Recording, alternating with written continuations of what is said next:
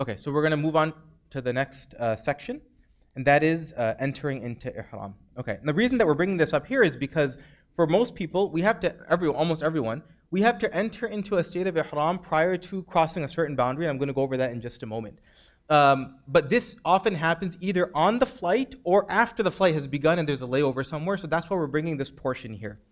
What is meant by ihram? Now, ahrama yuhrimu ihraman literally means to make something haram.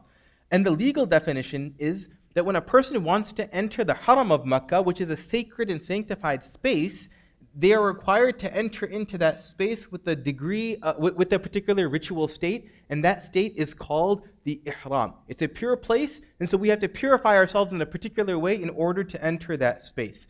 The spiritual definition of ihram is to forsake everything for the sake of Allah.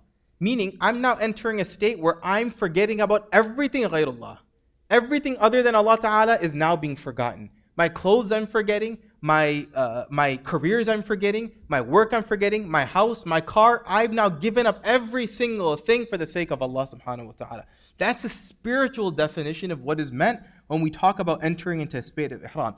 And not only is it that our mindset is now to be completely focused on Allah, but even our speech and our talk when we're in a state of ihram should be fully attentive toward Allah Ta'ala and Allah Subhanahu wa Ta'ala alone. So, when we're talking about ihram, it's important to understand that the state of ihram, now the reason ihram is a little tricky is because we use the word ihram to describe the clothing of ihram, but it's also used to describe the clothing of ihram. But really what's meant by ihram is an actual state that we enter in, of which we adorn the clothing of ihram in that state, if that makes sense. So, it's important to understand that before we cross a boundary called the miqat, and this boundary is highlighted here on the screen, before we cross this boundary, it's required that we enter into the state of ihram. So just read with me here. The state of ihram must be entered before crossing the miqat, i.e. the outer circle, if intending to cross the haram boundary, i.e. the inner circle. So this area here is the haram boundary, and this is the sanctified space that we're talking about, and it's a protected space, which we'll talk about a little bit later. This outer area is called the miqat. So if I intend, and I'm flying from Detroit, and I'm entering, and I intend to get to the haram to perform umrah, then before I cross this outer line here, I must enter the state of ihram. So let's just go over a couple of scenarios here. I'm now flying for umrah, and I'm going to go from Detroit to Istanbul. From Istanbul, I'm going to go to Jeddah. From Jeddah, I'm going to go to Makkah. That means that before I enter Jeddah, because Jeddah falls within the outer circle, and this area here, this is actually called the Hil. So this is the Haram, and this is called the Hil. If I'm entering Jeddah here, that means before I cross this boundary here, I have to be in a state of ihram. Which means if I'm stopping over in Istanbul, most people will begin to enter the state of ihram and at their layover in Istanbul. Now, because I'm going to enter the haram. Scenario 2 is I'm flying into Medina. So I'm going from Detroit to Istanbul, from Istanbul to Medina. Now, Medina is actually out here. It's in this general area out here. It's outside this area called Dhul Hulayfa right here. So because Medina is outside of this boundary, if I'm flying from Istanbul and I arrive into Medina, I don't need to enter into state of ihram. That's pretty self-explanatory. Then if I'm going to go for Umrah after Medina, I go to this place in the miqat called Dhul Hulayfa or Bir Ali or Abyar Ali, and then from there I enter into the haram. I enter ihram here, and then I go this way. Scenario 3 is that I'm flying into Jeddah, but then the package is such that I'm going to go to Medina, and then I'm going to go do Umrah later. So in that situation, I'm going to fly into Jeddah, but because I'm not planning to enter the haram of Makkah immediately, I'm going to leave this circle. Because I'm leaving the circle, I don't need to enter the state of ihram before I enter into Jeddah. Okay? It's relatively straightforward. It's not that complicated. For the purposes of our discussion for the rest of today, we're going to be making the assumption that we're going to Jeddah from Detroit. From Jeddah, we're going to be going to Makkah and doing our Umrah first. From Makkah, we're then going to be going to Medina Munawwara. Although in this day and age, a lot of packages actually send you to Medina first before Makkah Mukarramah. Okay? Okay. So these are the haram boundaries, and the miqat boundary. Dhul Hulayfa is the one for Medina. I'm just showing these locations were mentioned in the hadith of the Prophet ﷺ when he said that if you're coming from these directions, before crossing these points, i.e. the miqat, a person has to enter into a state of ihram. The next point here is if I'm already within the inner circle, let's say I performed my umrah now, And now I want to enter the state of Ihram. How do I do so? I go from the inner circle here, and I go toward this haram boundary, and then I re-enter into a state of Ihram from there. Okay? So this is a map of the haram.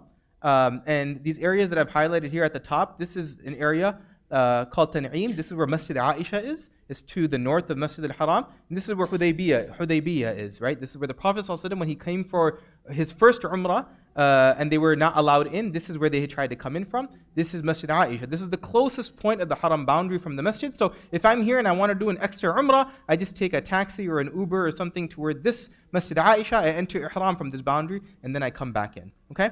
Now, when we're... Is that 5 minutes or is that... Oh, yeah, I thought, okay. All right. So let me just mention this point here, and then we'll call the adhan, inshallah. So if I'm coming from Jeddah and now I'm going toward Makkah Mukarramah, this is the direction that I'm going to be going in. Actually, usually this is the highway that's taken, and I'm just showing this, along this pathway, if I'm going by car or by bus, there'll be a sign for the haram boundary that will be marked and something worth paying attention to, and that doesn't necessarily line up with the city of Makkah today, but it's somewhere in this area here. If I'm going by train, then it's a bit different. So we left off on this slide, and that is that we mentioned that the state of Ihram must be entered before crossing the outer circle, i.e. the miqat, if we're intending to enter the inner circle, which is the haram boundary. And so for most of us, that means that we will probably enter a state of Ihram or something similar in our layover on the way to Jeddah. So that could be in Istanbul, it could be in Amman, it could be in Doha, it could be in Frankfurt, it could be in Amsterdam. That's when we will adorn the clothing of Ihram if we're there. Now again, if we're within the inner circle, then we just have to go toward Masjid Aisha. Now, what are the steps that we take before entering the state of Ihram, right? So what we're going to do, we mentioned performing a ghusl or wudu. The Prophet ﷺ performed a ghusl, but because we won't have that option when we're at our layover location, we should at least perform wudu at that stop. And the reason we're performing wudu is not because we need to be in a state of wudu for Ihram, but this, or even a ghusl for that matter, because we need to remove ourselves from some ritual impurity. The reason we're making wudu is for the purposes of cleanliness, because now we're going to be entering a state where we won't be able to clean ourselves properly. So we perform ghusl or wudu. If we're at our layover, we'll perform wudu in that location. Afterward, we'll apply fragrance to our body. You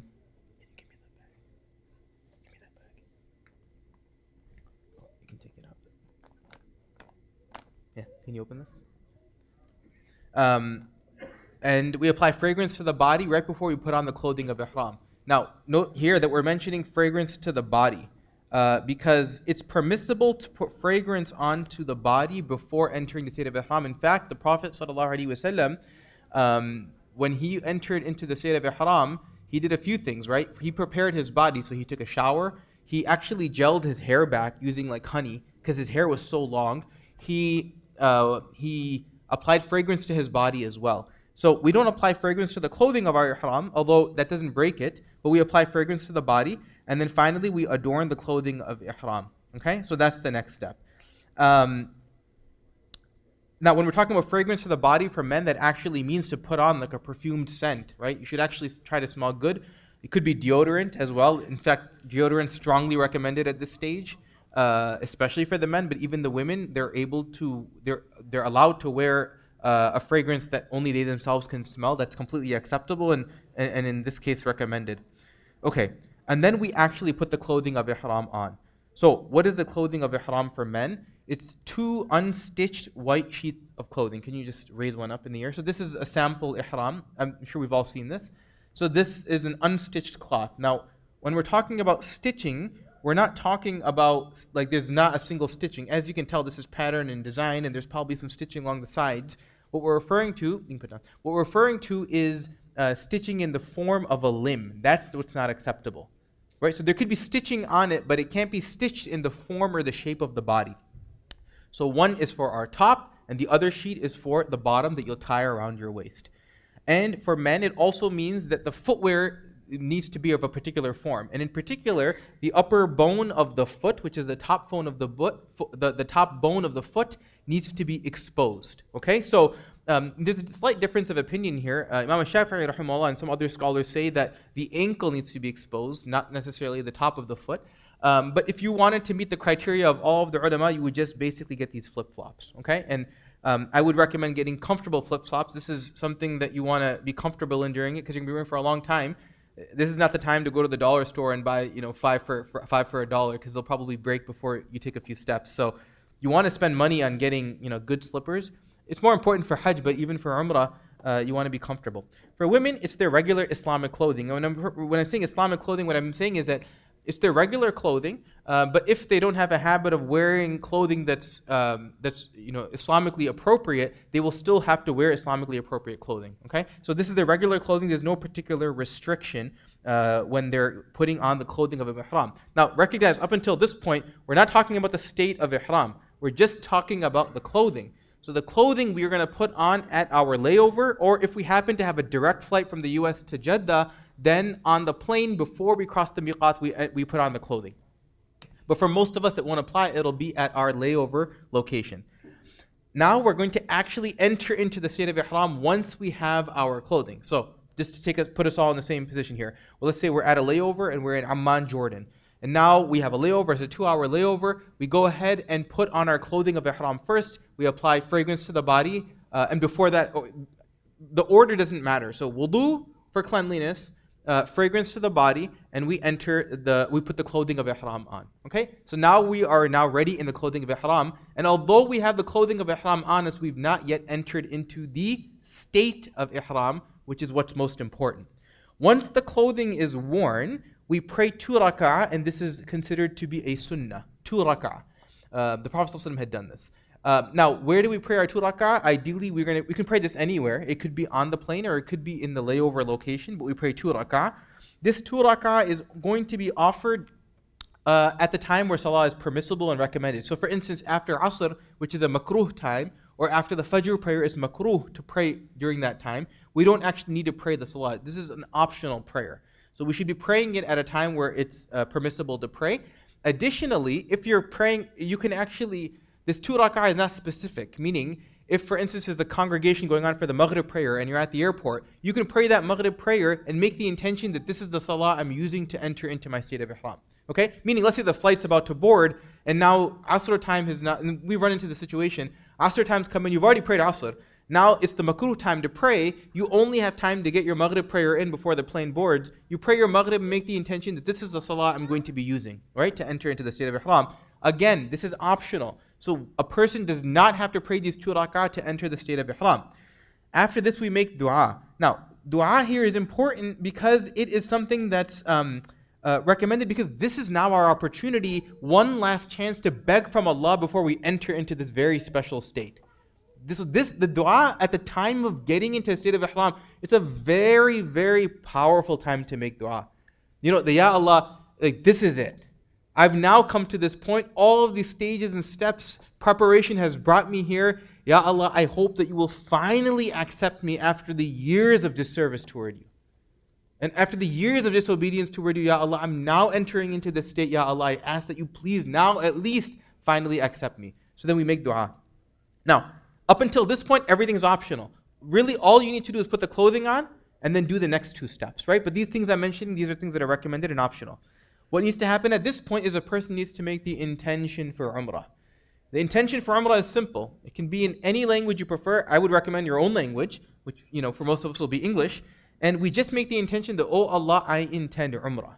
Now, does it have to be verbal? It does not, but it's recommended that the intention be made verbally. Then you can perform it in Arabic. Some scholars recommend saying, Allahumma inni uridu al-umrah. Oh Allah, I intend Umrah. فَيَسِّرْهَا لِي وَتَقَبَّلْهَا مِنِّي. So accept it from me and make it easy for me. But you could just make the intention in English. And it's really important here at this point in time. Now you're in the clothing of ihram. You've prayed your 2 rak'ah. You've made your dua to Allah Ta'ala. And now you're about to enter the state of ihram. This is our final opportunity to recheck our intention. I don't mean intention I'm about to perform Umrah. I mean intention of why I'm even here to begin with. Ya Allah, it's possible. Up until this point I could say, Ya Allah, I'm really sorry. This is my chance to apologize for a bad intention. Let's put it that way. Ya Allah, I'm really sorry. I came because all these other people were going and they said, why don't you come with me? So I joined. I wasn't actually coming for you and you alone. Ya Allah, I actually came here because this happened to be on the way for my yearly trip to, to China. Ya Allah, that was the wrong intention. Ya Allah, I recognize right now that I should be here for you and you alone. I'm really sorry if there was any competing intention up until this point, but I will declare to you right now, Ya Allah, the only reason I'm here is for your pleasure and your pleasure alone. Please accept me. I'm making my intention for you, Allah. Allahumma inni uridu al-umrah. This is our final chance to recheck our intention. The final point, this is the most important step, is that we recite the talbiyah. The talbiyah is a phrase in Arabic, and I have it displayed on the screen. For the entire trip, if there's anything that you or I need to learn in the Arabic language, it's this. Nothing else. Everything else I've shared, you could say it in whatever language you want. This one step, which is the talbiyah, this must be recited in Arabic, and it must be recited to enter the state of Ihram. And it goes as follows. لبيك اللهم لبيك لبيك لا شريك لك لبيك إن الحمد والنعمة لك والملك لا شريك لك. The meaning is up there. It's powerful. It's very powerful because what we're basically telling Allah is, Ya Allah, I am now here. Right? I'm here. And I'm here for you and you alone. My whole life has been for myself, my career, my pursuits, my education, my own just nafs and my own whatever desires I've had. Ya Allah, I'm sorry, but right now at this moment, I'm here and I'm here for you and you alone. Please accept me. It's a very powerful state. So, just to summarize, right? So how do we enter the state of Ihram? We put the clothing on, we pray our 2 rak'ah, we make dua that Allah accept us, we make the intention, oh Allah, I intend Umrah, and now I have to recite the talbiyah, and once I recite the talbiyah, it's now, I've now entered into the state of Ihram. Now, the talbiyah itself from this point on, once I've entered the state of Ihram, it now becomes a continuous recitation until I begin my tawaf. So from wherever I am, right, outside of the miqat, I could be in Duha, I could be in Amman, I could be in Frankfurt or Amsterdam. Wherever I am, I've entered the state of Ihram, I'm now going to continuously recite it. And there's many benefits that come from the talbiyah. The Prophet ﷺ said in one hadith that a person who's reciting the talbiyah, as they're reciting it, that every single stone and plant and inanimate object to the right and to the left, in the direction they're heading in, every single thing across the earth is now reciting the talbiyah with them. Right? Every single rock and stone that you're walking with, you're reciting the talbiyah, they're all also praising Allah Ta'ala. It's almost like this wave that's heading in the direction that you're heading in. So we should be continuously reciting it. It should be recited loudly from our tongue until we see the Kaaba. This is not something we do silently. The Prophet ﷺ and the Sahaba were traveling from Medina toward Mecca in a state of Ihram, and they were reciting the talbiyah, and then the angel Jibreel alayhi salam came, and he said to the Prophet ﷺ and to the Prophet ﷺ that tell them to recite it loudly, increase it. The Sahaba said that they were reciting the talbiyah so loudly after that their mouths had become dry because they were reciting it so loudly. So we should recite it out loud. It's not a chant. It doesn't have to be a group chant where we all do it together. But it should be loudly, especially for the men. The women should also utter it, but not in a loud voice. They should recite it silently. We should use changes of state as a reminder. So it should be a continuous recitation. But how do we remember to recite it? Let's say, it's been now an hour in the flight. So the ulama recommend that when I'm switching positions, getting off the plane, getting onto the bus, getting onto the train, walking downstairs, I should use this as a reminder to then re-utter the talbiyah. And then this continues until the start of tawaf. Once I start my tawaf, my talbiyah now completes. Okay, so I no longer recite the talbiyah. Okay, moving on. So when I'm entering into the state of Ihram, what's my mindset? My mindset is, I'm here, oh Allah. It's very powerful. Like, I've been everywhere, Ya Allah. I've turned in every single direction. I've worshipped so many other things of my own passions and desires and pursuits that I thought were important. But at this moment, Ya Allah, labbaik. I'm here and I'm here for you and you alone. That should be the mindset when we're entering into the state of Ihram. Furthermore, the mindset should be that I'm now adorning the clothing of the grave. I mean, these two sheets that we have here, these are the two same sheets that we're going to be buried in and eventually remain in these sheets indefinitely. So it's a reminder for us that ultimately this is my final calling anyway. These exact clothes I'm about to wear, I'm going to be wearing until I'm resurrected once again. And it also, our mindset when they're entering in state of Ihram is to remove any form of inequality. When I'm wearing these two white sheets, no one can tell how much money I have or what my background is or what my profession is or what country I'm from. A person who lives on the streets of Bangladesh, a person who lives in the high rises of Canada and a person who lives in the palaces of England, they all look the same. We all look the same. There's no difference. So that's my mindset when I enter into a state of ihram. It removes inequalities. What are some practical tips for us when it comes to the ihram? The first is that we should make sure that we pack our slippers and our ihram clothing, both men and women, in our, I wrote check-in bag here, not check-in bag. It should be our carry-on bag. It's a typo. Maybe I should cross this out. Yeah, so it should be in our carry-on bag. Okay? Very important, because if it's not in our carry-on bag and it's checked in, that check-in bag goes to Jeddah, and now I'm entering Jeddah without the state of ihram, and I'll owe a penalty. Okay? And we'll talk about the penalties a little bit later. So make sure in slippers, sometimes we miss this because we wear regular shoes when we're getting on the plane, and then you get there and you're like, oh my gosh, this happened once, and someone saw me at a layover and they're like, I don't have slippers. Somebody I didn't know, they're from Malaysia or something, and they saw me wearing slippers because it was, I don't know, they were comfortable. So we made a trade. It wasn't a fair trade, but may Allah reward us for the sacrifice. Okay. It's recommended to pass one extra sheet of ihram, unscented, and one extra sheet, because if your ihram sheet one gets soiled, it's good to have an extra one as a backup. It doesn't mean that I have to have one for myself and everybody that's traveling with me should have one extra sheet, but if there's a group of 5 or 6 people, one extra sheet hopefully will suffice unless we're very dirty. So one extra sheet. Now it's important that any additional extra clothing we pack for ihram should be unscented. So if we have an extra sheet that we're keeping with us, it should be washed in unscented detergent. So our initial sheets that we're going to put on, can this be washed in Tide detergent, for instance? It can, because we're putting it on before we enter the state of ihram. But now I'm in that state, and if I want to replace my sheet with a different sheet, then it cannot be fragrant. So the second sheet, the extra sheets that we're carrying, or for women, the initial pair of clothing that I'm taking for ihram, it can have a bit of fragrance left over from detergent. But if I have a change of clothes that I'm keeping with me that I might want to change in, that can't have any fragrance. Okay. For women, the recommendation is to wear clothing that's breathable, because it gets very hot there. You can become dehydrated easily. So it's important to wear clothing that's breathable and in general just comfortable, right? Because this is the final tip. This is important, is that you may want to consider delaying the talbiyah until the flight itself.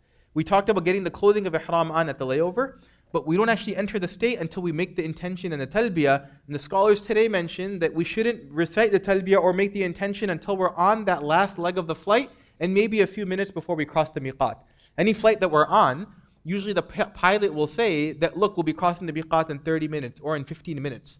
So it's better to delay it until you hear that announcement, because if we make the talbiyah, we enter the state of ihram, and now let's say we're in Istanbul, and we find out that our flight got canceled and there's no flight until tomorrow, well, now we're in ihram at that airport for another 12, 13, 14 hours. So once we're on that final leg of the flight, before we cross the miqat, that's the time that's recommended to recite the talbiyah and actually enter the state of ihram. In fact, you can actually pray your 2 rak'ah of ihram on the flight also. We talked about this, right? A nafil prayer, you don't have to be standing for this. Common questions people ask, again, I always get the question, do I need to pray this 2 rak'ah? No, you don't have to pray the 2 rak'ah. It's recommended, but if you're in a situation or circumstance where it cannot be prayed, that's acceptable. You don't have to.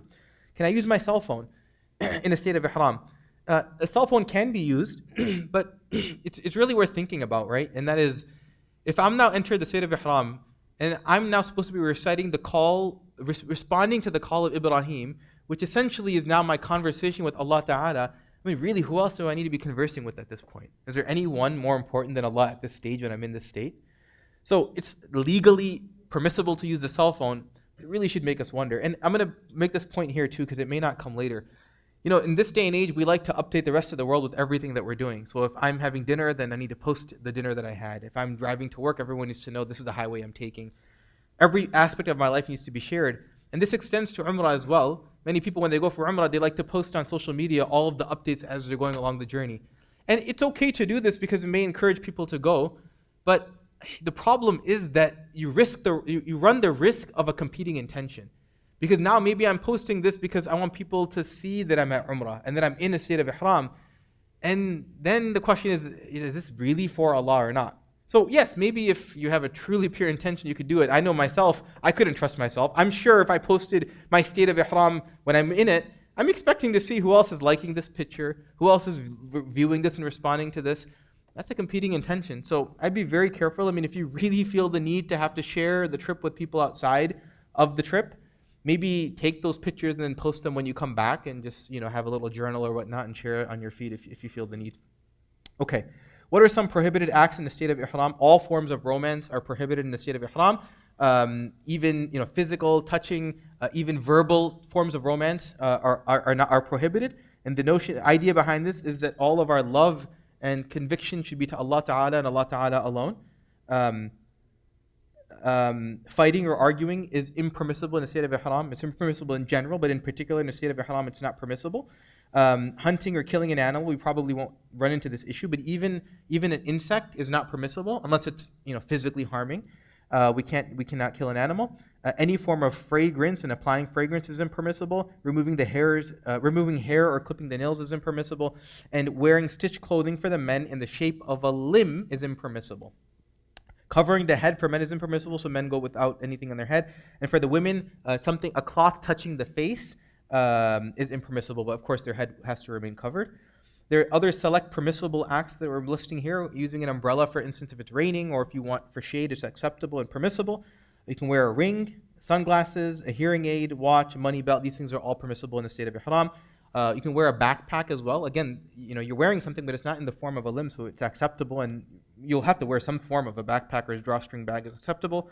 You can remove or swap the clothing of Ihram. So once I'm wearing my clothing, let's say if I'm a female, I have my clothing on, male, I have my sheets on, I'm allowed to switch them. I can take them off if I want to go to the bathroom. I'm not bound to the exact clothing I'm wearing. I just have to be careful that if I'm going to swap my clothing, it be an unfragranced clothing. Showering is permissible also, with the intention not of removing dirt, but for instance, it's really hot and I want to cool down, I want to freshen up, I want to wake up, for instance. I'm going to start my Umrah. I can take a shower that's permissible without the intention of removing dirt. You can even use unscented soap and stuff, but just be careful not to rub too hard because you can inadvertently remove body hairs. Unscented or unfragranced soap and toothpaste is permissible. Now, it's important to appreciate we're talking here about the scent, fragrance here. So hand sanitizer that doesn't have fragrance is often scented. It has a scent of like alcohol. That's permissible because that's not a fragrance. It's the fragrance that smells good. That's what's impermissible in the state of Ihram. Other things that are permissible is using a pillow, even if the pillow is very thick and your face kind of falls into it. You can cover the face with a tissue when you're sneezing or coughing, drying your face with a towel. These things are all permissible in the state of Ihram.